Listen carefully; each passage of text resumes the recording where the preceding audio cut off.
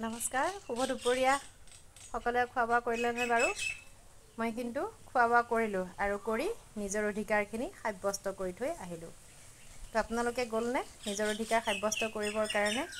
সকলো যাওক, নিজৰ চিন্তা শক্তি আছে, নিজে চিন্তা কৰক কোনজন ব্যক্তি উপযুক্ত। গতিকে গৈ নিজৰ অধিকাৰখিনি সাব্যস্ত কৰিবই লাগিব। হয়, ডাঙৰসকলে কয় যে লংকালে যিয়ে যায় সি কিন্তু ৰাৱণ হয়েই। কিন্তু তাতে এটা কথা, লংকালে কিন্তু প্ৰভু ৰামচন্দ্ৰও গৈছিলে, হনুমানো গৈছিলে আৰু সীতাদেৱীও আছিলে। এতিয়া মই বিশেষ ক'ব নাযাওঁ ৰাজনীতিৰ বিষয়ে, কাৰণ ৰাজনীতি মই সিমান ভাল নাপাওঁ। এটা কথা কওঁ যে সাগৰৰ পানীয়ে আমাৰ কিন্তু কেতিয়াও পিয়াস নপলায়। ঠিক সেই একেইদৰে আমাৰ গোটেই জীৱনটো টকা পইচা ঘটিলেও আমাৰ কিন্তু হেঁপাহ পূৰ নহয়। হয়নে নহয় বাৰু?